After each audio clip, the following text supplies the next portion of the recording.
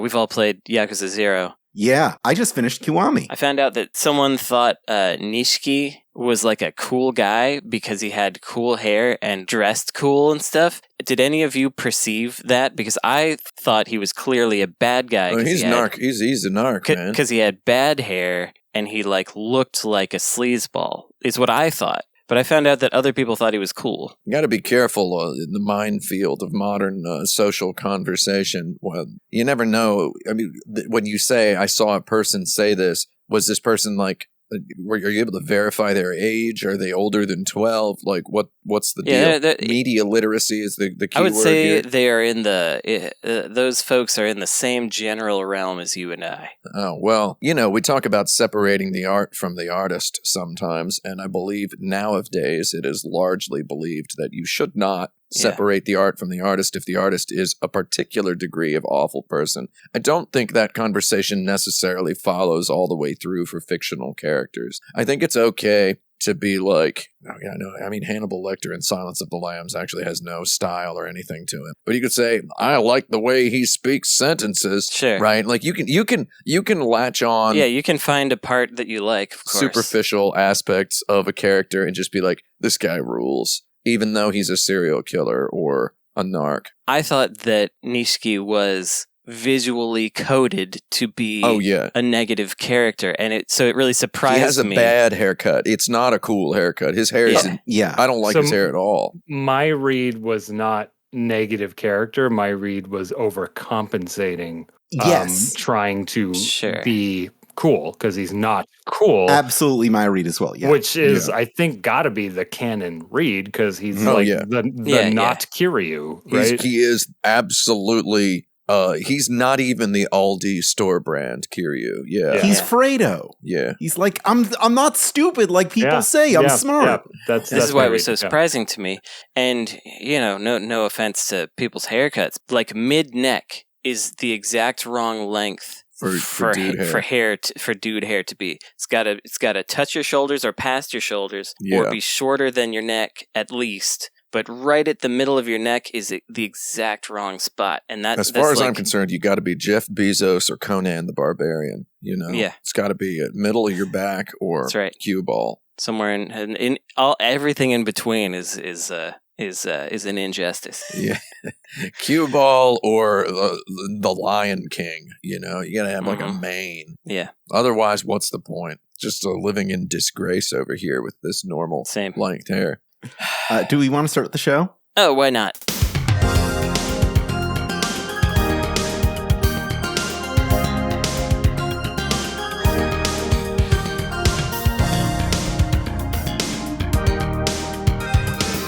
Alone or not, I'm going to do it. This is episode 313 of Insert Credit, a weekly talk show featuring a panel of video game experts kept in pecking order through our array of topics by a horrible buzzer. I'm Alex Jaffe, always jovial. I'm Frank Cifaldi, and I'm always... Nope, try again. Huh? Try again. I'm Frank Cifaldi, and I'm always... Nope. I'm just going to keep doing that. I'll give you one more strike, and then I'm moving on to Tim. I'm Frank Cifaldi, and I'm always reluctantly jovial. Strike 3. I'm Tim Rogers, always unpaid. Strike 1. Wait, what? Oh, it's got to be letters from my name. I get that. I just kind of thought it would be fun to. Somebody just asked me how much I get paid to be on this show, so I thought I wanted to just put that as close to the front of the show as I could. I don't get paid to be on this show. Please stop asking me how much I get. 0. This is just basically a Skype call I sit in on every week. I'm just confirming this for Tim here, in case anyone thinks he's joking for some reason. I am Tim Rogers. Tragically recuperating my investment into this particular media enterprise. There you go. How's that? Is that good? That's fine. Tragically recuperating. I'm Brandon Sheffield. Wait, no. Can I say tardily recuperating? Because it's taking a long time. There we go. There we go. All right. Yeah. I'm Brandon Sheffield, buying stuff. That's a reference to something that someone was saying before the show about how I have too many things, which is true. Let's come back around to Frank. I'm Frank Cifaldi, and I'm freaking critical. You could have also gone with Frank Cifaldi. Yeah, that's what I was going to go with, because it's no fun to make fun of a person's name, but to do it oneself. It's pretty cool to have a name that's the first 5 letters of a very useful adverb, you gotta say, right? Yeah. It's pretty good. Jeffy, what was that intro quip from? Oh, I don't remember. It sounded familiar. I don't think you're supposed to ask what the intro clip is from. It's gauche. I know you're not supposed to. That's the very definition of gauche. That one was familiar, and the answer is always some nonsense, unless you know what it is, in which case it rules. Dang it! Right? Exactly. That's the intention there. Okay, I kind of figured that out. Is that a podcast thing, or is it just a? I think that's just me. Okay, that's just Jeffy. I love trying to guess what's a podcast thing. And what's a Jaffe thing? And just in general, when I hear people say stuff, when you hear people, one of the things about living in a city like New York is, and this is something I never got in Oakland, California, is you really just do get to hear a lot of people say a lot of stuff at a volume and a density you do not experience anywhere else in the world. Like in Tokyo, people are quiet. Anyway, in New York, I often hear particular vocal mannerisms and ask myself, is that a podcast thing? Did this person get that from listening to podcasts? And then, I quickly, resume thinking about the really excellent thing I was thinking about immediately before that sort of took a dump on it for a moment. Anyway. Yeah, it reminds me of something that I have heard more recently, where you used to get people say, I read this thing, and now you get people saying, I read it or heard it, I can't remember. Oh, man. Yeah. We've gotten to a point where people are reporting, they're reporting events. This crazy thing happened at this bagel shop in New York where the guy, beat this guy up. And then it turns out they're talking about a TikTok that has 100,000 likes and 20 million views. And it's just a guy going, yo, you will never guess the crazy thing I just saw. And he's just talking about, he's sitting in his car talking about how he saw someone get beat up. It's not even videos of people getting beat up anymore, man. Yeah. We don't even take videos of people, because people are in the middle of they're chatting on their Facebook Messenger. They can't be bothered to open the camera whilst witnessing a fist fight at a liquor store anymore. They just can't be bothered. I'll talk about this in my car on TikTok later. Yeah, they could also just invent it to talk about in their that's car. the second circle of the black hole. So what's the 9th one? I don't even want to have time to talk about that right now. The game was Evil Zone, but it is my favorite topic of consideration is the post-truth and such. So we're gonna keep working on that. Evil Zone was the answer we were looking for. Evil Zone? Was that the name of the game? Yeah, for the PlayStation 1. What do you have a randomizer over there, or do you pick one?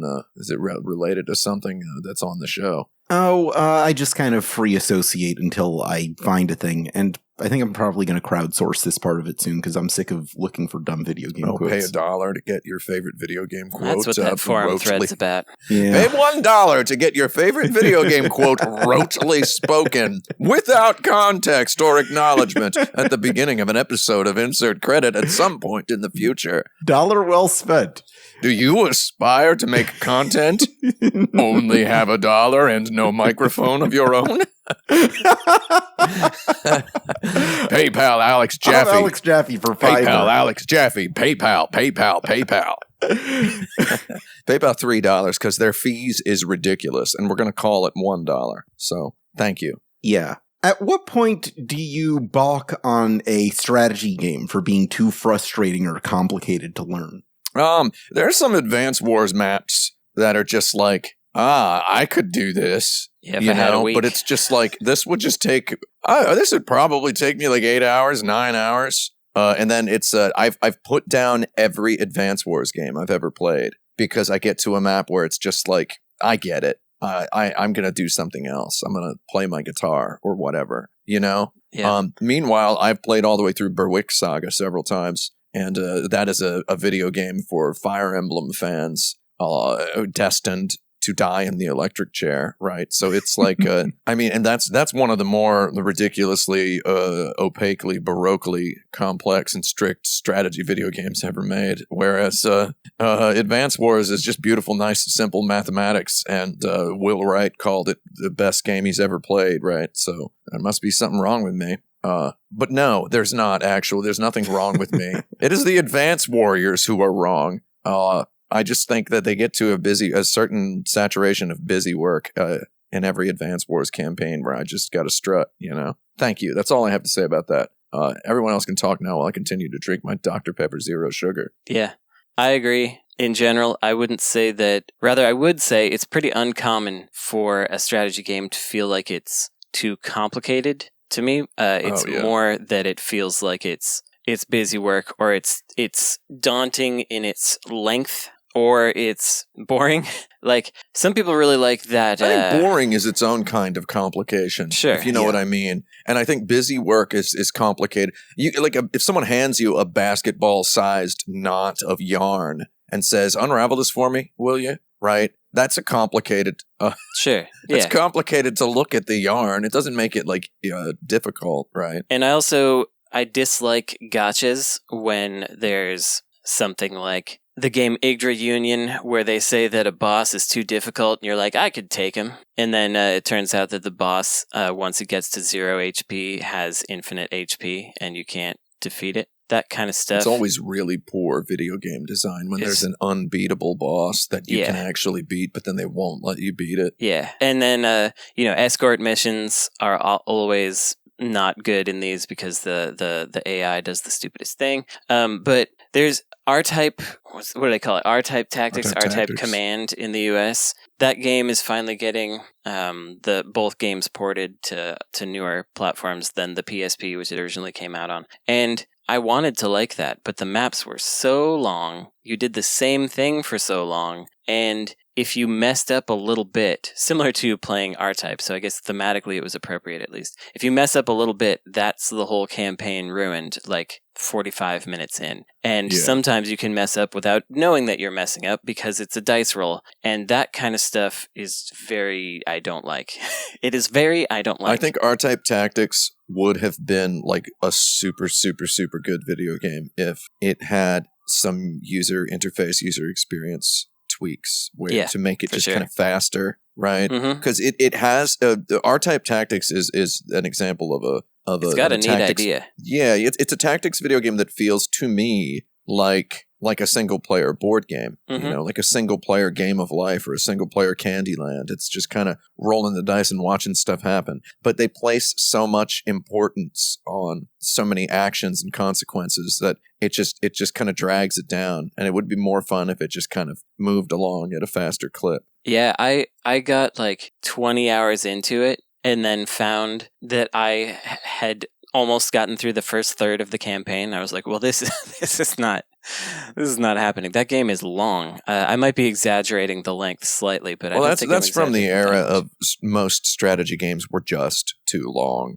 at that point in time. Like the Nippon Ichi ones, Disgaea, Phantom Brave, like all those early-ish Nippon Ichi games in the PS2, at least, PSP era. The maps didn't take that long to do. It's just if you wanted to do everything, it would take your entire life. But it was. I felt like those felt a little generous, but in how they presented content. But something like your Fire Emblems or R-Type Command is a little more extreme vision of that. It just it's dragging it out. And each map taking an hour is kind of if I felt like I were making interesting choices all the time, that would be a riveting hour. But it's more of a semi-relaxing, please go over here and hit the same button again kind of a scenario. And that can be great, but it can also feel like you have to not think about what am I doing with my time, basically. Yeah, my personal top, people ask me this for some reason all the time, my personal top tactics game is Armodyne.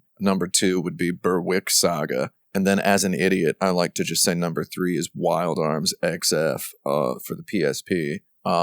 2 of those games are morbidly overcomplicated. One of them even has a dating sim mechanic kind of on top of it. And then the other one is just very, very breezy and fun and kind of just easy to slide all the way through. And so in other words, what gets me to stop playing a tactics game is when I just, I feel like it's busy work. I feel like it's a Denny's Kids menu puzzle or it's an activity sheet in 2nd grade up to a certain point. So it's actually when a game it's not even easy. It's just I can think my way through this. It's just I need other stuff going on. Next question. Is swimming in games ever good? Yeah. Quake, baby, Quake. Echo. Well, that game's all swimming. So? Well, that is swimming. I guess. It does count. I mean, Super Mario Brothers 1 nailed it. Yeah, I agree. You don't think a game that focuses on swimming counts as a swimming game? I feel like when people talk about swimming in games, it's about when you're playing a game and suddenly there's a swimming section and everything changes about the way you control the character. Well, it's not what you said, but okay. Yeah, so there is a famous video game character who has never said, gotta go swim, and it shows. Yeah. When he has to swim. Yeah, Sonic's no good in there. Sonic underwater is such a singular mind prison. Sonic underwater, isn't it? Mm-hmm. Yeah. Anything in games compared to that. Kids on the playground who would win in a fight, Mario or Sonic, right? That ultimate who would win in a fight question. It's the king of who would win in a fight questions of the 1990s playgrounds. And I actually was never on a playground in the 1990s. You know that because I was in. You were underneath? School. Yeah, I was in middle school. We didn't have no playground in middle school. I just missed out on the 90s playground street cred. But the 90s playgrounds, who would win in a fight, Mario or Sonic? And the kids all said Sonic. And then nobody stopped to ask what if they were underwater, right? Right. Nobody stopped to ask that. Mario 100% underwater, dude. Mario can shoot fire underwater. I mean, this is when we have to decide if, how accessible the water is on Violence Island if this ever comes out. Yeah. Well, it's all around the island. I'm going to argue in Sonic's favor underwater because Mario has a very hard time damaging people underwater, whereas Sonic can still jump on shoot his fireballs. Oh, yeah, he has to get above them and shoot fireballs. Yeah. He just needs to be at the correct angle. He doesn't always have fireballs, though, and Sonic can always jump. It's an island. Oh, wait, we're not talking about island. And if you touch him, he loses the ability to throw fireballs. Right. So. I think Sonic has this if he's fast enough. And the thing about Sonic is that he's fast. Not underwater, he's not. Not underwater. Underwater, he sucks, dude. He's slow as heck down there. His jumps take like 14 seconds to complete underwater.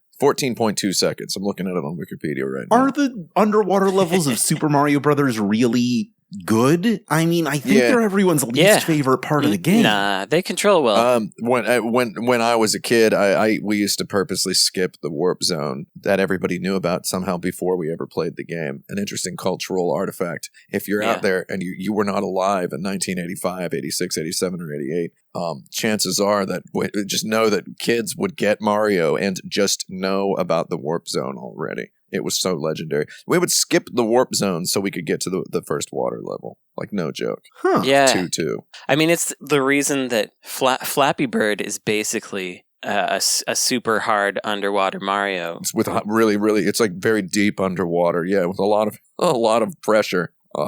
Basically. But I liked it too, actually. I thought it was pretty decent. This one's a little bit weird maybe, but I actually kind of liked the parts in Metal Gear Solid 2 where you had to swim. Yeah, part was all right. I thought that was a nice break from the way that game works. I thought that the water effects at the time were really cool. I thought it looked neat to swim around in there. The animation was nice. And it's like it was designed, it was very short and it was very like tightly designed in terms of like, what you're supposed to do and how long it takes to do it versus your meter. I thought it was a good little section. Yeah, I liked that one. The swimming in Quake is really good. It just kind of switches to descent controls when you're underwater. And I think the reason why a lot of earlier 3D video games had bad swimming was because they weren't dual analog. We hadn't invented the right analog stick yet. It took a long time for the right analog stick to exist, much less be the de facto implement for controlling the camera, right? So FPS movement just kind of wasn't really, it was a foreign concept for games like, for example, Super Mario 64, which I think has pretty bad swimming, right? Right? It's pretty bad, isn't it? Yeah. Whereas in Quake, you look with the mouse and you just keep moving forward and you're just going whatever direction you want to go. And it just kind of feels like you're flying, but sort of slow. And there's also a time limit. And you can, I mean, it feels exciting. It's brisk. It's just well implemented. It controls well. I think Super Mario 64 is the progenitor of the idea that swimming in games is bad. Yeah. I have a kind of odd one I can't remember which one it was exactly, but either Tomb Raider Legend or Underworld, there's one where you can like swim down into a pyramid and stuff, or like an Atlantis style place after a certain point. And I was very surprised. I remember specifically being surprised that the swimming worked pretty well, and I could go where I wanted to go, and it felt fine. So if I could remember which of those two games it was, I would say that one. But was it one of the first? Was it like one of the first 4 reboots of Tomb Raider? Or yeah, how many times they reboot that thing? They're rebooting it again, aren't about they? 6-7 times. They gotta. Can we just say right here, those new ones are pretty good. Yeah, they're pretty good. Yeah, I think we've said that before, but let's say that again. It's true. I'm Tim Rogers, Tomb Raider. There you go. How long before release is the right time to announce your video game? 3 seconds. It depends on what it depends on how famous you are. Yeah.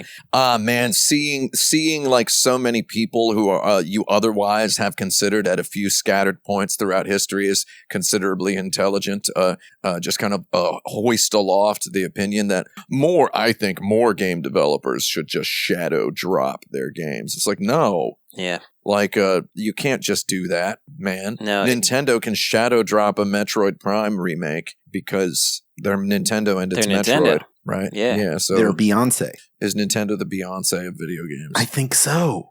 Pretty much the answer is you announce it as soon as it looks like something. As soon as it looks finished, even though it's not. I'm going to say that's when you do it. The vast majority of GIFs with 10,000 retweets from an account where you look at their bio and the person is like, I'm a video game artist. I think maybe 98% of the time that's a little too early to post a thing, because now you've got 10,000 new Twitter followers waiting for you to reveal some details about what your game is, and it ain't nothing. It's just you made a cool GIF. It's not a game yet. There is a balance there. Yeah, there's a tricky balance. One that I feel very privileged to not have to navigate with the game I've been working on. So it's a tough one. Like some folks will announce a thing and then they'll have like a Patreon for it, and then it'll come out in early access and stuff, and then you'll see them on Twitter 5 years later being like, does anybody know any level designers? Yeah, that's true. But I was going to go the other direction and say that you as a general consumer, or as a media elite like we used to be, will not have any idea about this game until it comes out and sold 5 million copies, and just like nobody that you know has talked about it ever, and it's just out there. So that's a thing that can surprise you. And then the other thing that happens is, I'm on some like game business lists and stuff like that, and you still here in the year 2023 get people saying, well, my game's coming out in 3 weeks. What kind of advertising should I do? How should I market it? And it's just like, I can't believe that someone has made it this far and made more games in this video game industry than a lot of people. And then they're like, oh, well, I should probably think about marketing this game now that it's 3 weeks out. Yeah, more people need to they need to consider making a 36-part YouTube series of videos averaging in like 4 to 6 hours each, advertising their game over a period of about 8 years. That's what more people need to try. Just try that, everybody. Yeah, it's quick and easy. It's quick. It's definitely the hardest way I could think of to do it. Mm-hmm. So I don't know if that's necessarily advice for anybody. But yeah, I think for me, the vast majority of video games that are not revealed during the Game Awards, they're made known to me in emails from people who want me to play them. And I think the best time to advertise a game in that particular context is when you are able to truthfully utter the 2-word phrase, codes available. So in that case, in the case of trying to get me to play a game so that I might mention it on a stream or a podcast, which I do sometimes, being able to say codes available and mean it is very important. I get too many emails that are like, we've got a game coming out in a couple of months and we'd like you to play it. And it's like, if you want me to reply to that and then tell me months later you have codes available, just to shoot your shot when you've got your shot, when you've got it. When you've got my head in the crosshairs, that's when you should shoot. That's when you should pull the trigger, Carl. But barring all that, I think 2 years is pretty good for like a big AAA game, like a teaser at the. I hate that the Game Awards that's their E3 now, right? Yeah. So they're E3 for the AAA industry and even for some of the indies. So it's I feel like an obscure teaser being like, we're making this Armored Core 6, crowd goes wild. 2 years later, there's the game, with another trailer released like every 6 months or so that it feels like an event. I think that's about right. And it's gauche to do anything longer. We're using the word gauche a lot today. It's a good word. Everybody else try using it at some point. It's good. I think like what Zelda did with Breath of the Wild 2 was a little gauche. You got to have a name for it. There you go. Got to have a name for your game. Got to have a name for it. Don't just tell us Breath of the Wild sequel, a tentative title or whatever. No, you have to have a name for it. I'm pretty sure that was a shareholder thing. It shouldn't be. Shareholders should get bent. Project's triangle strategy. You wind up with games like that. Yeah, you don't want to end up with something actually being released as triangle strategy. Lord. That's time. God. I had the name triangle strategy before they did, and I didn't use it. So... So imagine that you work for Sega of America. Okay. And Sonic and his friends have just flown into town. Okay. Your boss has given you a modest stipend to show them a good time. Where do you take them? A union meeting. There's been a lot of Sega Union conversations going on right now. Yeah, I say let's get Sonic on our side. Let's get Sonic on our side. Wait, we were talking about Sonic, right? Is that what you said? Sonic and his friends, yeah. Oh, yeah. So you get Sonic, Tails, Knuckles, Espio, Rouge, Amy, the crocodile guy. Amy for sure. Yeah. Amy Rose. Amy's got to be there. Amy Rose would be like the rep, I think, for the Sonic Friends division. Do they still have the cat from the DS game? Is she around? Oh, right. Do they have Big the Cat? Is Big the Cat there? Oh, yeah. There's also Big the Cat. Right? Big the Cat would go to the union meeting just to eat all the pizza. That's true. That's true. So what would be fun for them? They take them to like a jewelry show. They love emeralds. They do. I take every visitor to the Berkeley Bowl, so maybe I'll take them there. Big the Cat couldn't fit in the aisles. Those aisles are too tiny. They're pretty tiny aisles, yeah. But I don't know. Like, people don't think they're excited by the idea of a lot of, apple varieties in one place, but then they see a lot of apple varieties in one place, and they're like, wow, this is It's mind-blowing to hear the Berkeley Bowl aisles described as too narrow. At my supermarket, like, I knocked some paper towels off the shelf like an hour ago because I was I was sliding through sideways. So definitely would never recommend anybody move to New York, but yeah. Yeah. I'd take Big the Cat to Central Park. We're just talking about Big the Cat now, right? Yeah. Big the Cat is come to New York City. Where do you take him? I would take Sonic and Friends to Central Park because there's the running path. Yeah, I guess I'd take them to the lake. Go around there, show them all the sights. They probably got to like little kids. They probably got to get their energy out sometimes. Which Lake Merritt or Crime Lake? Lake Merritt. Crime Lake. Or maybe even Lake Temecula. Is there a lake in Oakland called Crime Lake? It depends on what time of day it is. Is that where Fish Batman's parents died? Lake Merritt turns into Crime Lake after about 1 a.m. 4:30, 4:25 p.m. Something like that. 4:21 p.m. The minute the last joint is stubbed out, everybody goes, well, time to crime. Yeah. Right? Is that it? Sonic would actually enjoy being there at that time, I think, because he'd get to gotta do crimes. Say something about beating up some knuckleheads or whatever, and then Knuckles would get offended that he used the phrase knuckleheads. Yeah. Right? But he's not very effective. And then Sonic would clarify he said knuckleheads, not knuckles heads, and that would paper it over. Well, it's like, he might be excited to get after those knuckles heads, but like if they go in Crime Lake, then he's not as effective. Yep. Yeah. Can't move. Exactly. So I don't think you want to bring Sonic near large bodies of water. Big the Cat would like that. He won't fall in necessarily. Sonic would do that whoa animation that he does when he gets too close to a ledge. Mario doesn't have no whoa animation. That's true. He always stays absolutely stoic. There's just no matter how many pixels he's hanging off. Electronic Gaming Monthly must have informed my big old self back in 1990 or so. At 56 times, Sonic's got a whoa animation, like just showing you a really zoomed in screenshot of it. He's got a whoa animation when you stand on a ledge. Best game ever. No, Donkey Kong also has a whoa animation. Is Everyone had a whoa animation for 2 years. All right. Yeah, and 2 years during which there was no Mario, interestingly. So it's like, oh, Mario skipped. Well, everyone was just waiting for directions. Yeah. You know? Like, so Sonic was the current direction, so they were waiting for the next Mario direction. Shigeru Miyamoto's wife saw the Sonic whoa animation and said, "Don't you even think about it, Shiggy." And he went, "Okay."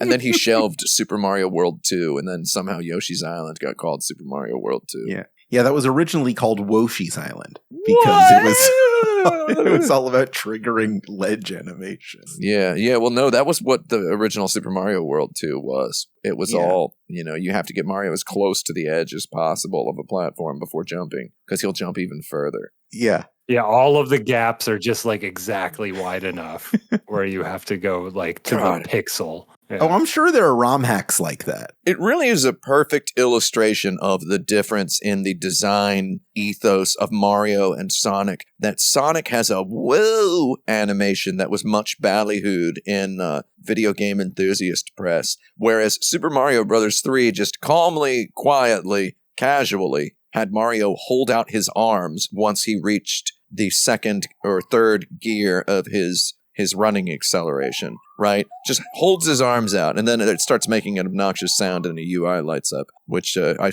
believe is just kind of Baroque design. But it kind of says a whole lot. That's the big difference between Mario and Sonic. Mario, it's just part of the design that he holds his arms out that lets you know you can jump really far when you jump. And then Sonic's way of telegraphing is much more gauche. Yeah. Yeah. So that's what we do with Sonic and Friends if we had to show them a good time. Just take them to we got it. We got it. You know what you do? You take them to the Grand Canyon. There you go. There you go. That's what you do. You take him to the Grand Canyon so he can just whoa on the edge.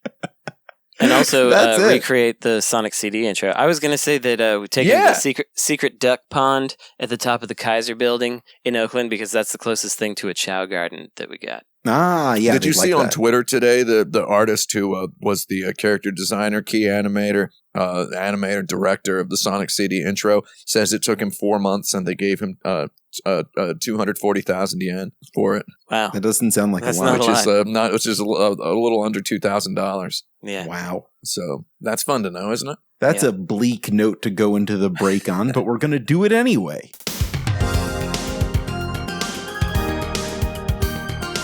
The following ad supports the Insert Credit podcast, but is not necessarily endorsed by its individual members. This is the Insert Credit Quick Break. I'm Alex Jaffe, and this week's Insert Credit is sponsored by Shanti Shelaram, who made a generous donation in our name to opening a queer community space. This week is Trans Awareness Week, and November 20th is the Transgender Day of Awareness. With all the legislative persecution in the world recently, things can feel pretty grim for trans people right now. So if you have a trans friend, reach out and see how they're doing. If you don't have one, or if you're looking for other ways to help, please consider volunteering or making a donation. Lambda Legal and the Transgender Law Center are doing good work in the States. In the UK, Mermaids is a transgender support organization. In Japan, Pride House Tokyo Legacy provides resources to queer folks of all stripes. All great options for getting involved in the trans community when they need your help most. I'm sure all of those organizations could use your help, especially in this moment. Thank you for listening, and go be nice to a trans person today. If you'd like to sponsor a future episode of Insert Credit, just get in touch with me at show@insertcredit.com. Welcome back to Insert Credit. I just got a message from my friend who's in denial about that new Suicide Squad game. It's going to be good. It could still be good.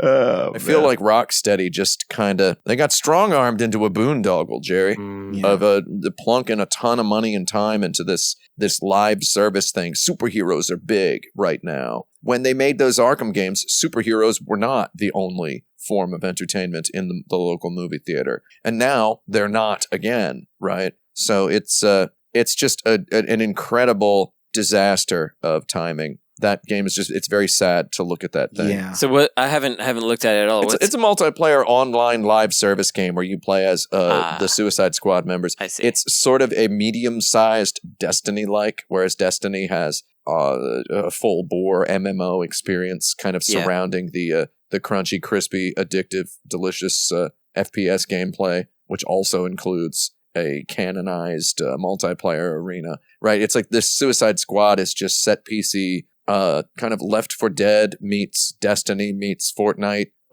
Just a whole bunch of everyone keeps trying to do it. A whole bunch of modern design tropes and trends and DLC behaviors intersected on a superhero property made by people who have expressed excellent skill at making superhero-related video games that were of a confidently selected, nailed-down genre. And my read on it is just that the big cowboy hat wearing money men just got too many fingers in one pie, and it just kind of ended up being a product, in a way those Batman games had soul. But apparently WB Games is just messed up right now. They're looking for buyers. They're always looking for buyers. They're due for another round of layoffs, and I guess an underperforming big superhero game would be a good opportunity. That's going to be the one. It's going to do it. I simply just would not make a live service video game that costs that much money and that you expect people to pay $60 for in the year 2023, given the like sad tweets you see every couple of months where it's like game name you're going to forget in 6 months just closed down after having an average number of users in double digits for 3 months or whatever, right? It's like situation's dire out there. So in other words, robust single-player campaign, please, everybody. What was that game that came out at the same time as Overwatch? Battleborn? Was that Battleborn, dude? Yeah. What happened to Battleborn? Battleborn, it was like, I think might be the lamest video game ever made. Like, if I had to pick just one. The makers of Borderlands bring you Aldi store brand Overwatch, right? It's like, the people I trust least in the world to do pretty much anything are doing the thing that I wouldn't trust a goddamn rocket scientist doing. It's like, all right. I don't know, man. God. I think it might be the lamest video game ever made. And that's goddamn saying something. Have you seen some of these things, guys? Not the same as Worst. Not the same as Worst. It's just uncool. Maybe that Tiny Tina's Wonderlands or whatever, that game, that's pretty close to... That's also Gearbox, isn't it? Yeah. Lord. Holy Lord. Gearbox might be the uncoolest video game company. I think they might genuinely be. I thought those brothers in Arms... Hex Highway and such. Those games were good. Have you guys heard about Lethal Company? Lethal? Lethal. Lethal Company? No. So I hadn't either. And this is an example of a multiplayer online video game that has not great... It's not terrible, but it doesn't have like great or cutting edge art. It's got workable art. And it has sold 600,000 copies in less than a month, and it's just on trajectory to sell in the millions. Mm-hmm. And it's a solo dev thing from a guy who worked on Roblox games for a while and then did this thing, and it's like it calls into question a bit whether the AAA attempt at a big multiplayer arena game is even worthwhile. I do not think AAA is calibrated toward grasping what the people who play those games want to play. I think Destiny, the people who made Destiny, it's just a goddarn hornet's nest of geniuses over there at Bungie. They made goddarn Halo, right? Like, they made it, I guess they made it look easy around that time. And they inspired many indie developers. I know many people who, I've seen some people say Destiny was like the first video game they ever really got into. Destiny's wonderful, by the way. The more I think about it, the more hindsight I get from having ever touched it, the more I'm like, what a thing that is. What a nice thing. Now someone's going to reply, it's going to message me to say, yeah, you don't know how bad they messed up such and such debuff in Destiny 2 or whatever. But I feel like the AAA industry at large is just not calibrated to understand that kind of game, because I feel like even in Destiny 1, there were just big, which was published by Activision, there were big, risky design choices and stuff that something like Suicide Squad winds up looking like it was made with made with Saudi money, where it's like there's just it's so much of a product. Yeah, I think the big deal with these large online games is that what captures people is a new idea or a new cool hook and stuff. And when you are a smaller indie weirdo, you can try to actually do that. And when you're a big AAA thing, you got to round all the corners off. And it's just, you can't respond to it well enough. So like no giant company was going to make Among Us. That just wasn't going to occur. Well, except the Among Us company when they make another Among Us. Sure. Because now they're a giant company. Now that they're big, that's okay. But it's you get a couple albums as a band that where you can stay relevant, so they'll still be cool for a while, I guess. Yeah. I think they got darn stepped on a landmine covered in dog turds when they decided to make that Suicide Squad game into the game that they made it into. And make no mistake, it looks like it has some neat graphic tech. It looks like it has some neat traversal and movement mechanics. It looks like it has some neat weapons and whatever. But probably it's has just some fun writing because the Arkham games did. Yeah, fun writing, fun voice acting. It's got Kevin Conroy as Batman in it, right? Mm-hmm. Yeah, the real Batman's final performance. Yeah, the real final Batman, RFB. Yeah, but it's like, from what I've heard, the single player experience is incredibly lacking. Which is exactly the exact opposite of those Batman. What you would want to expect, yeah. Which were incredibly not lacking. What a shame. I mean, it's just like, when they announced that was their next game, I was just like, I can't wait for Rocksteady Batman to hunt me. That's going to be so cool. And right. I bet it's not cool at all. Well, because he's like some kind of corrupted, bizarro Batman, right? Yeah, he's not even like... Well, that too. Well, that's okay, because he's probably still doing Batman tactics and not talking. That's all I care about. Backticks? Is like having the old games like turned on me, but like he's probably just a bullet sponge or something, based on what we're seeing. Yeah. Like it doesn't, I don't know. I can't, but I mean, if there's a bright side is that there are more Arkham games. They're just called Spider-Man now. Yeah. I guess that's true. Okay, next topic. How would you name a new console to compete with the Xbox and PlayStation? Dreamcast. I've told the story before, but I'm going to tell it again. During E3, when Nintendo announced the Wii for the first time, I went to sleep in my hotel room that night. Oh, actually, no, it was maybe before E3. I hadn't seen it or something. I don't know. Point is, I had a dream where I had like a PR meeting with Nintendo people talking about the Wii, and they were like, "Well, you should see the next one." I'm like, "Wow, the next one? You haven't even put this one out." Yeah. And the name of their next console was the Nintendo Apocalypse Monster. That's right. I remember that now. So I know I've told this story, but I'm going to tell it again. No, and it's that's good. what you should name it. You should name your console the Apocalypse Monster. Apocalypse Monster. I would call my game the Super Xbox. Yeah. No, I would call my game, my console, the Microsoft Action Experience, MAX. That was the original name of the Xbox, in case anybody did a little trivia. I didn't know that. Was that meant to be like a MSX takeoff? Like, I don't know what it was supposed to be. Because that's kind of cute, because the MSX was Microsoft standard. Yeah. I think it was supposed to be something that sounded good when you did a lot of cocaine, is what I think it was. I want to Let's try it out, kids. You want to have a Microsoft Action Experience, dude. And I was so skeptical of that Xbox when they came to my college. I've told this story before, and showed it to us before release to see what we thought as kids. And then they showed that game Malice. Mm-hmm. Oh, I remember Malice. Which just wasn't anything. Nobody thought that was anything. Yeah, they showed that when I went to... I wasn't working in games yet, but I lived in Vegas, so I just kind of like snuck into CES. And they had Xbox maybe debuted at CES, I don't know. And like the demo game was Malice, and I just remember a guy in a suit turning to another guy in a suit going, my PlayStation can do that. Yeah, he's basically right. Yeah, more or which less. Is the only system that Malice came out on, I believe. It came out on Xbox eventually. It came out on PS2 first, though. So wait, they weren't showing Halo? Yeah, they should. should. I think it existed on the Xbox. Yeah, because they hadn't snagged it yet. They hadn't stolen it from Steve Jobs yet, right? Yeah, Steven. Steve Jobs was poised to take over gaming, and Microsoft stole Halo. And then he died. It's awful. And then he straight up died. He had to settle for what killed him? He had to settle for ruining the world by releasing the iPhone and then promptly dying with double bird style, just fading into the casket. After enjoy your iPhones, losers.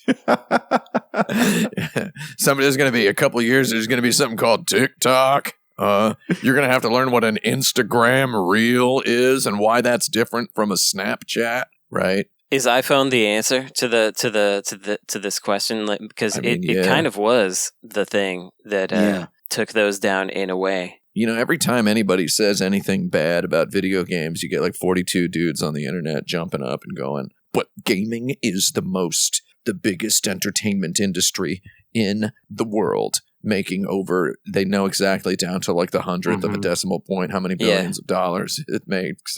It's a classic uncle thing where they're like, the video games make all this money. You must be doing pretty good. Yeah. They don't equally distribute it amongst us, it turns out. Yeah. What you're describing is socialism, a thing you hate.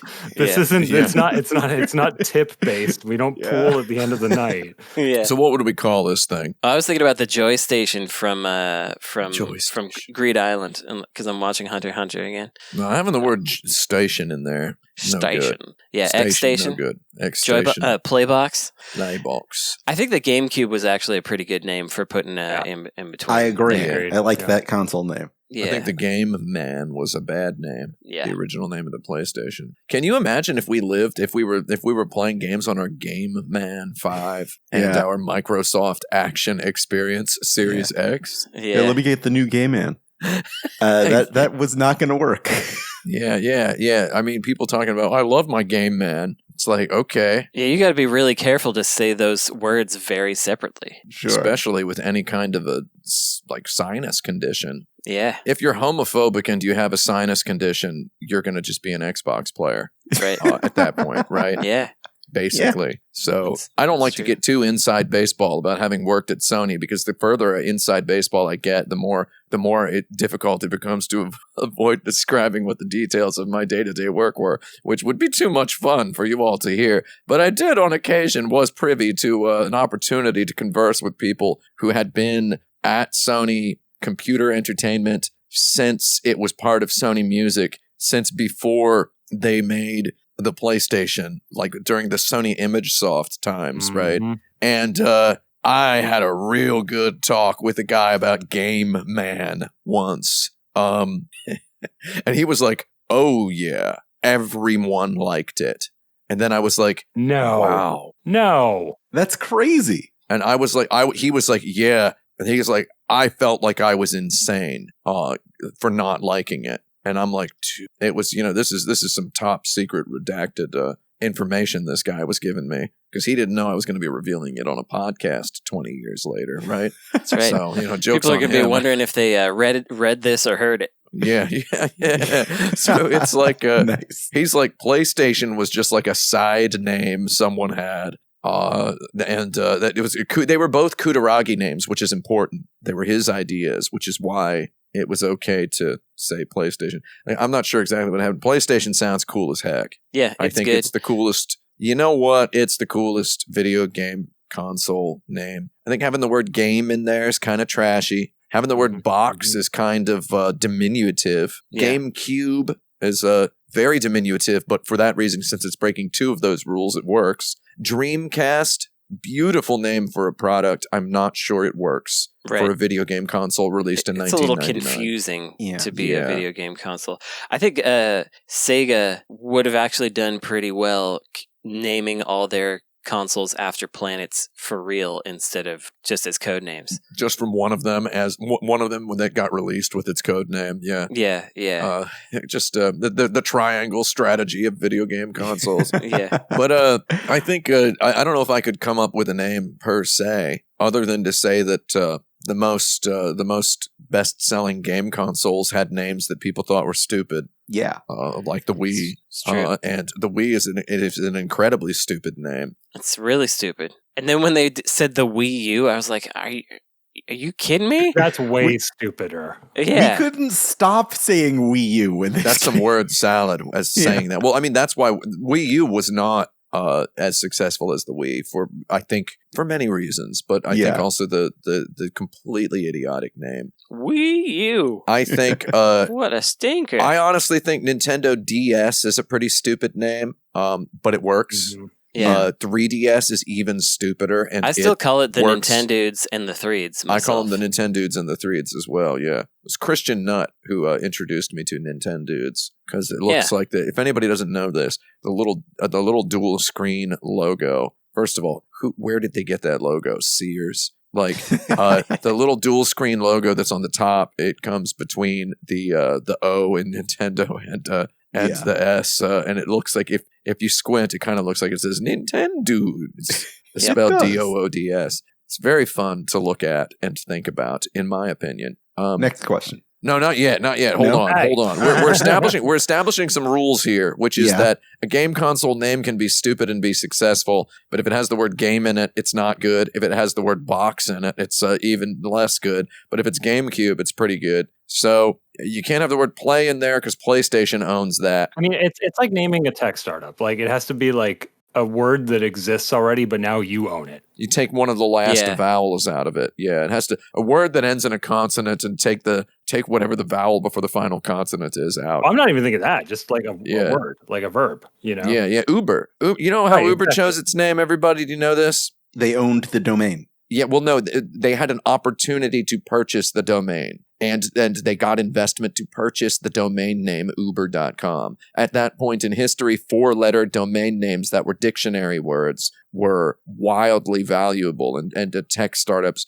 were all searching for a 4-letter dictionary word.com. Like, it was that's how Uber got its name. Well, we can get Uber. Okay. And they didn't even know what it was. Like, what is it? I don't know. Just get it. It's a word. Yeah. Well, I mean, they didn't know what the startup was. They didn't know what their business was. Sure. Just rich boys with daddy's money. So should we call our console the Uber? I think just call it the, no. Okay. So here's what I was getting at with that. There's Super, there's Mega, there's Ultra, there's Hyper, right?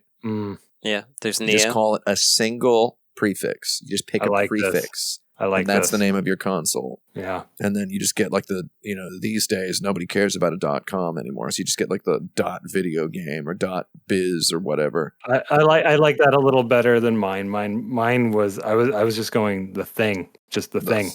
The thing that goes in you have the thing? Do you get the thing? Yeah. The widget. It's forever. You own that forever. I'm going to throw one at you. A prefix that's not used as much as I think it should be these days. UR. U-R. A 2-letter.com. Yeah. That's like getting into Jeff Bezos money to buy something like that. But I mean, again, like I said, we don't need the .com. UR. I think UR is just too hard to say. Yeah. My goal is to release a console with an even shorter name than the Wii. Yeah.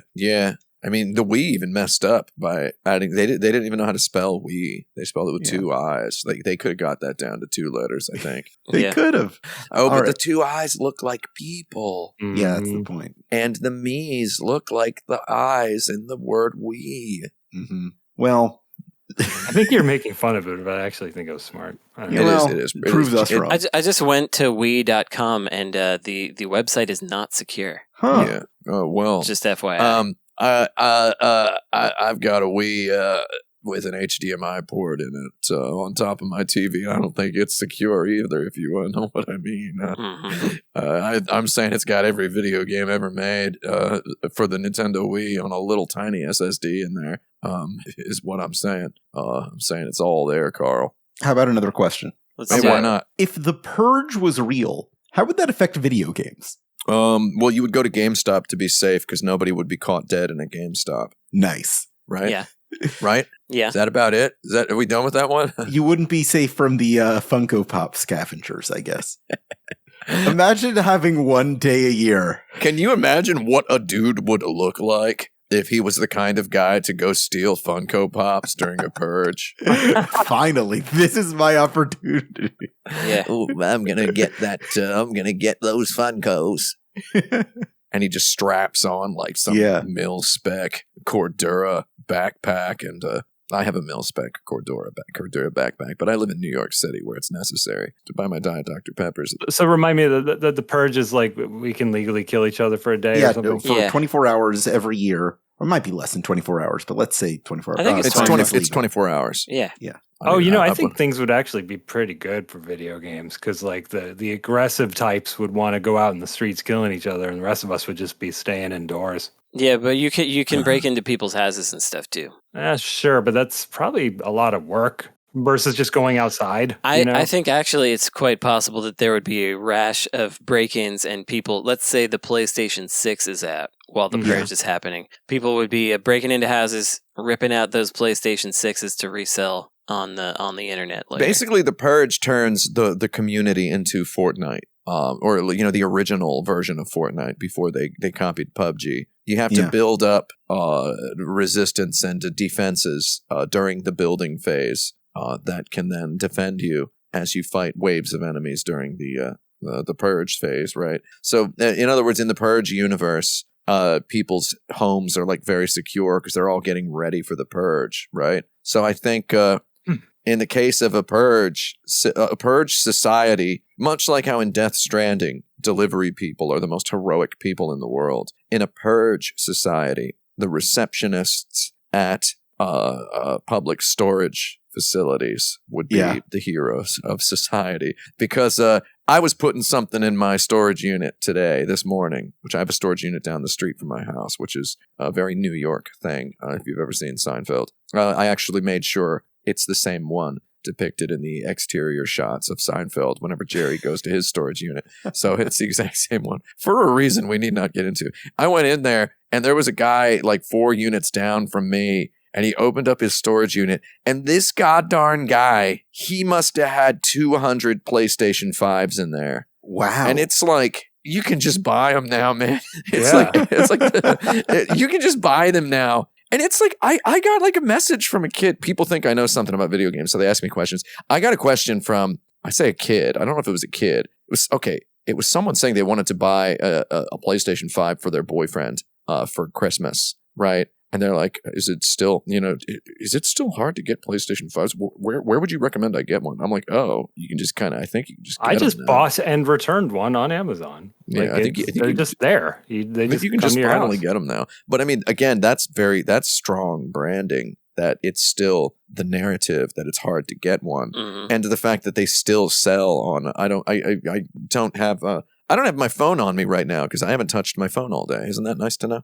I think they still sell on StockX for slightly above retail. So more power to this guy with a storage unit full of those. But I mean, during a Purge, that's where people would be seizing the storage units, I think, in a true gamer's utopia. Was it Star Trek that, did Star Trek start or popularize the Purge idea? I don't know.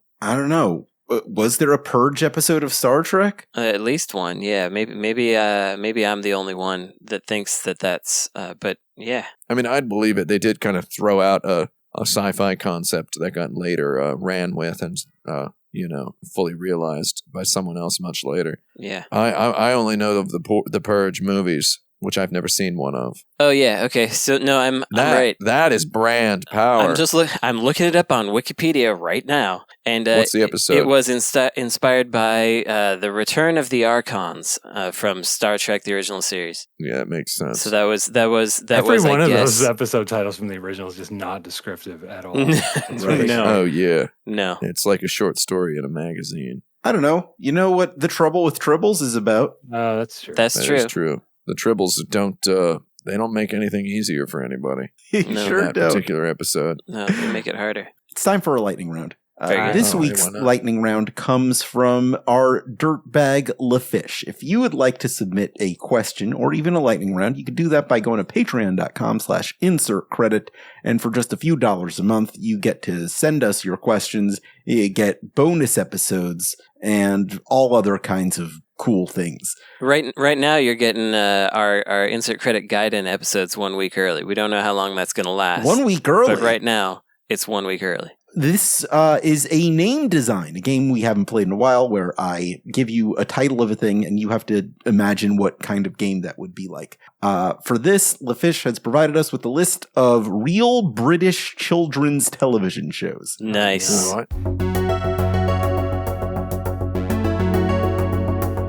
Our first one is Christopher Crocodile.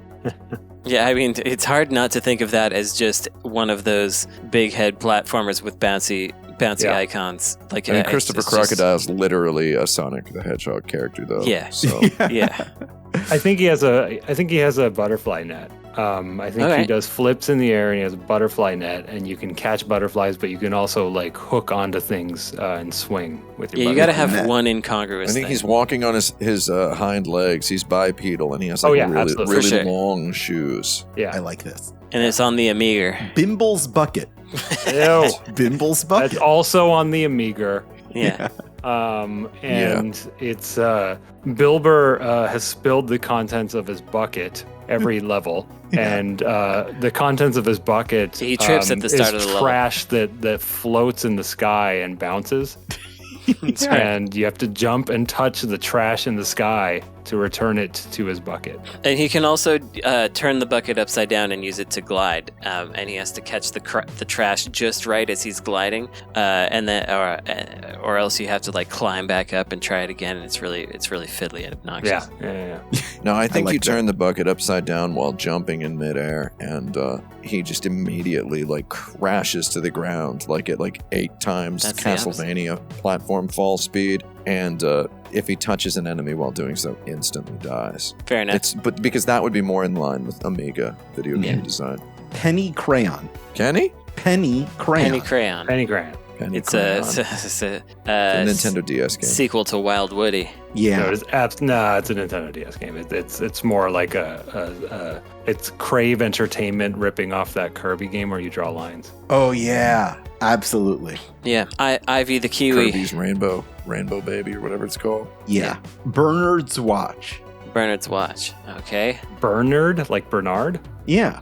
Bernard's Watch. Bernard's Watch. They pronounce it Bernard over there. I think this is one of those like high concept games made by that British company, the Chinese Room, where they would make something really high concept, and you play as Bernard, and you're like a aging night watchman, and curious things are afoot, and you walk around a little bit, but all you can really do is shine your flashlight on stuff, and then it's over. I think this is one of those cheap games you see in mobile game ads where you have to like reassemble a pocket watch. I'd do it. Yeah. Put it back together. Poddington Peas. Poddington Peas. How do you spell P? P-E-A-S. Okay. All right. Poddington's like apostrophe S. While you all keep talking about this, Poddington I'm gonna go to the bathroom. You just reminded me of something. Go take a by saying Poddington and peas. You reminded me of something. So this does not involve the vegetable. This is someone who. Don't tell me. I'm telling you. Okay.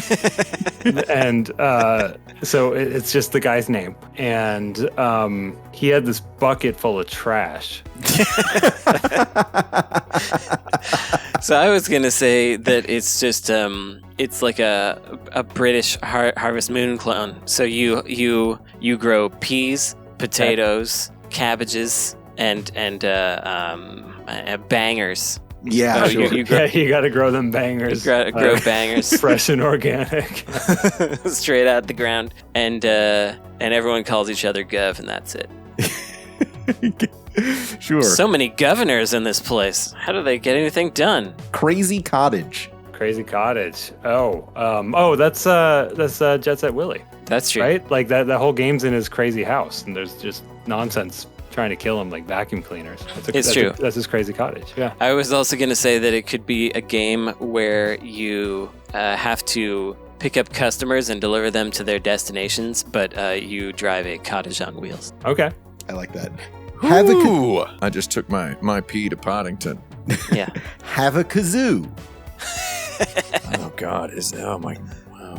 Well, it's so. I just got to say, this whole thing just reminds me of like how lame Banjo-Kazooie is. Just hearing like British children words. I do feel like Have-A-Kazoo is absolutely a budget, like Metro 3D style 3D platformer to capitalize on Banjo-Kazooie's existence. Yeah. So it's like the D team making a Banjo-Kazooie, and it's called Have-A-Kazoo. All right. And it stars like one of those birds. I don't know if they're real. That has like a big poof on the top of their head. Oh yeah. That's who's in it. Big beak, poof on the head. Our last one is God's Wonderful Railway. Yeah. Nice. Oh, God, this is just an impenetrable rail tycoon sim thing for MS-DOS that comes with a book that's like 400 pages long that punishes you for any mistake by like you just have to like start your month-long game over if you make one mistake. It's made by somebody who used to work for Peter Molyneux and was like, I need structure. I will have structure. Mm-hmm. And they went and made this. Peter Molyneux hated it. Oh, Lord. Okay, well, Brandon, I'm giving you the win for this episode. Congratulations, Brandon. Congratulations, I won. Yeah. This is the point of the show where if you have any recommendations, you can go ahead and lay them on me. I got something that's not exactly a recommendation, but it's just a thing. If you ever watched that Resident Evil movie, the first one, you could watch the commentary, the Blu-ray commentary that they got. Oh, that's good. Mila Jovovich is in there just being totally unhinged with Michelle Rodriguez. Mila is like affecting a lisp that could read homophobic basically 50% of the time, and but she's like not saying it. It's hard to tell what she's doing, but she's doing it all the time. But it was like she might have just had dental surgery. It was done in 2004 or 5. The movie had just come out. They were doing DVD commentary before they knew if they had just come from the premiere. They didn't even know if it was going to be popular yet. And so she's just like talking about how stupid it is. Like, what is this, Slipknot? And the director and producer are both there, and they keep trying to talk about things, and they just get interrupted by Mila and Michelle Rodriguez, who, by the way, refuses to pronounce Jovovich correctly. I actually just learned it from this conversation. They have an argument about it. I always thought it was Nia Jovovich. They have an argument about her own name? Yeah, because Michelle Rodriguez says Jovovich every time, and it's pronounced Jovovich, and Mila is like, it's Jovovich, Jovovich. It's not that hard. An argument is two-sided, so what is the counter argument to... No, it's not. Michelle Rodriguez says, ha, and then does it again. That's where the argument is. Some people are quite capable of arguing with a fact. Yeah. Right. That's right. I've noticed this somewhat recently. Anyway, it's absolutely unhinged. It's not a recommendation per se, but it's if you can handle it, give it a look. So wait, it was recorded right around the time that the first movie was made? Yes. Like so she wasn't like married to the director yet or anything? Not married to the director yet. Not. Do you think he married her because she trashed his movie on the DVD commentary? It was that lisp. It charmed him. Oh, also, at one point during the commentary, like 20 minutes in, Mila is like, so do we just watch this whole movie? We just sit here and watch the whole movie? It's pretty good. It's I love ridiculous. It. So there, that's what I got this week. That's what I've got. Frank? No, I don't have anything this week. No, Spider-Man 2. Spider-Man 2. Good game. I really enjoyed Spider-Man 2. Oh, you're going to be the first guy in the world to have actually played it enough to say it's good. I noticed nobody was talking about it. Is that true? In my particular circles. Like on the Discord that I'm on, which I guess is a Discord that it's going to be like the Discord I like to look at. It's the one that I guess I'm the owner of it. Yeah. I don't think I've seen everybody talk about. I don't think I've seen anybody talk about playing Spider-Man 2. Oh, well, it's very predictable. It's the other two games, but they keep improving it, and that's all I wanted. I heard about the funny NPCs. That's what I heard about. Oh, like with the really, really long dialogues. Yeah. Yeah. I think that's neat. And it's free on Amazon, so Free on Amazon. That's right. If you rent it and return it. Yeah. Rent. I rent it, return it.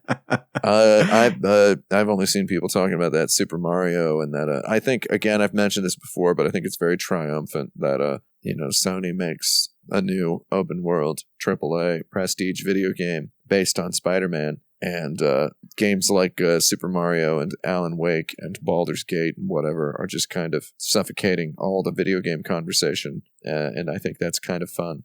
Did you know that Alan Wake Remastered is like $80 on PlayStation 5 right now, the physical version, because they didn't make very many copies and people are like speculating about it? That's weird. Yeah. It's also a full sentence. It's kind of strange stuff with regard to stuff like that, because I think they didn't make so many copies of it probably for a reason they had figured was very good. Yeah. That Alan Wake 2 has no physical release at all, right? Mm-hmm. Not yet. So I haven't played Alan Wake 2 yet, but I did just this past couple of weeks for my leisure time. I did replay Max Payne 1, Max Payne 2, Alan Wake's American Nightmare, and Control, and all of the DLCs of all of those. Finally played Control, after having played enough of it to be like, I like this game, but I'm going to wait. I didn't realize that it was only about 10 hours long. I thought it was going to be much longer because of the Metroidvania thing, Because of that, they normally pad those games out, but it's a Metroidvania game without padding, which I think is neat, but a little weird. The first time I saw ray tracing was you playing Control. Oh, yeah. I was showing you what it looks like on the 4090. It looks very nice. Speaking of, I got Alan Wake 2. We loaded it up, and it's like, our 3080's done. Ah, man. It's really kind of tragic. Yeah, I didn't get Alan Wake 2 yet, but... Alan Wake 2 happens the day after the first Alan Wake, right? Because he wakes up a second time? Maybe he's got insomnia. No. No, it's not like that? Alan Wake is famously trapped in a nightmare for 13 years, Brandon Sheffield, so don't be insensitive. Cut the guy some goddamn slack. All right. He's famously been trapped in a nightmare for 13 years. Well, I think we need to clarify that Alan Wake, but Mark Echo's getting up, so he's a little bit... Mark Echo's getting up. He is. There's a difference between waking and getting up, it turns out. Yeah. And it's a lot of graffiti. Yeah, whereas Pokemon sleep. Yeah. Pokemon sleep. Man, Mark Echo's Getting Up is a very good video game if you want to play a game that feels like Jet Set, Christopher Nolan's Jet Set Radio, the movie, the video game.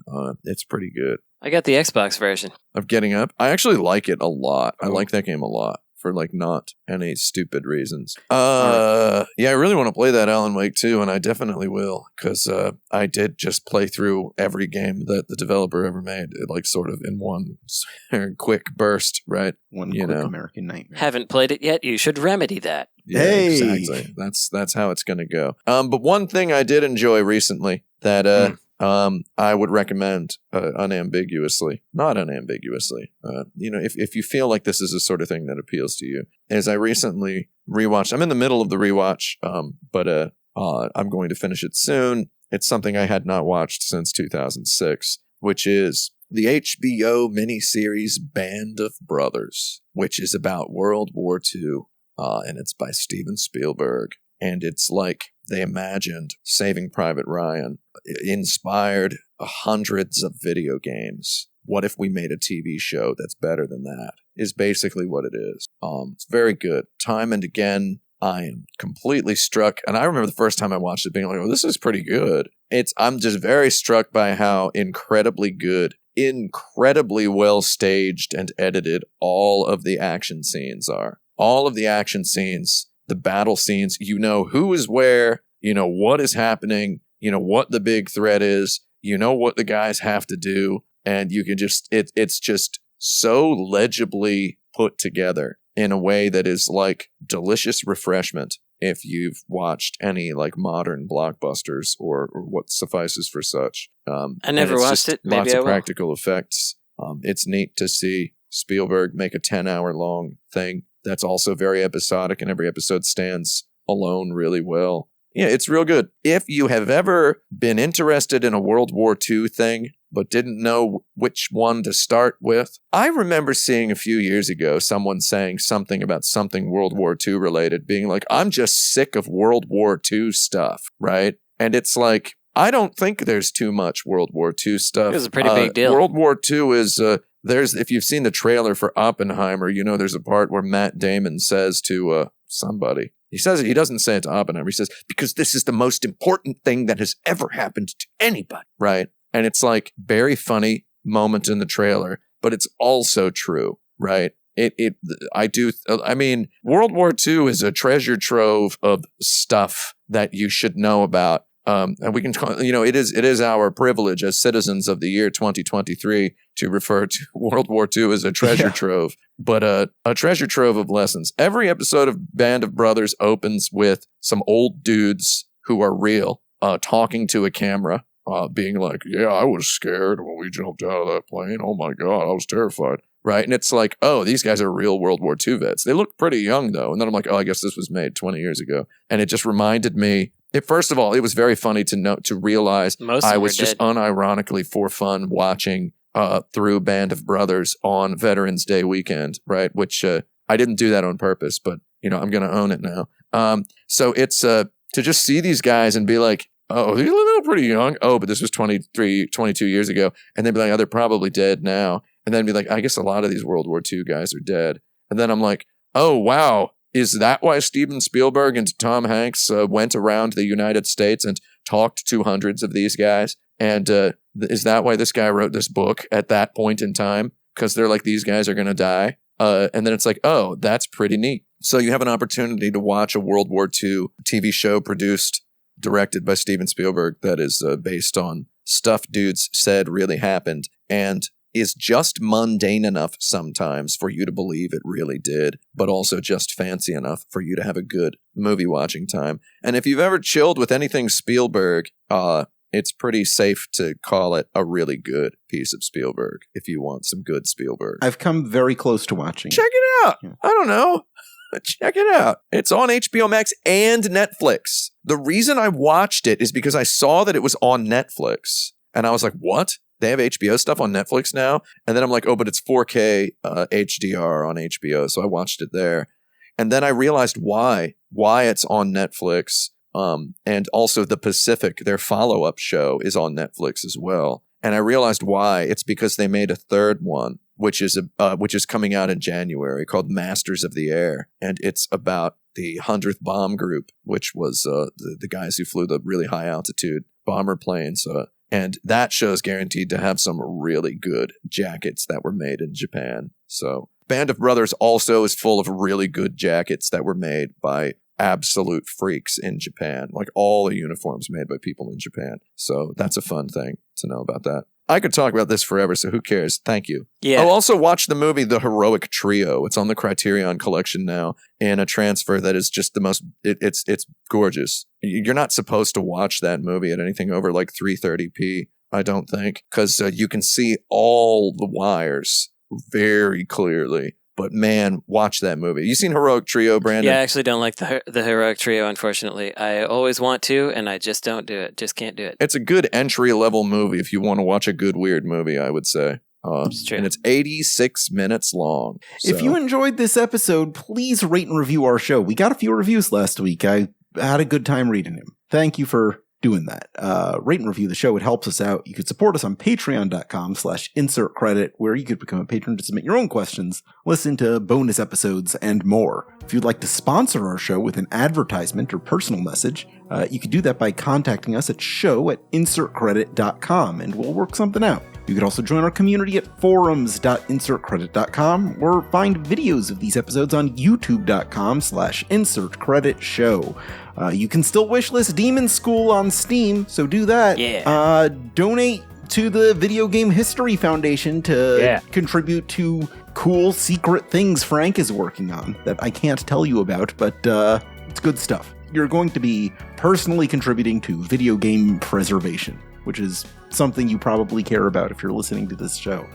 I think there's probably people who listen to the show who don't care, but they should. No. Right? They should give it a shot. They absolutely should, yeah. You know who doesn't care? Notch. That's right. True. That goddamn guy. This episode is edited by Esper Quinn, with music by Kurt Feldman. I'm Alex Jaffe. I'm Frank Cifaldi. I'm Tim Rogers. I'm Brandon Sheffield. And I apologize for accidentally skipping Dodgy Duck's Disco Bus.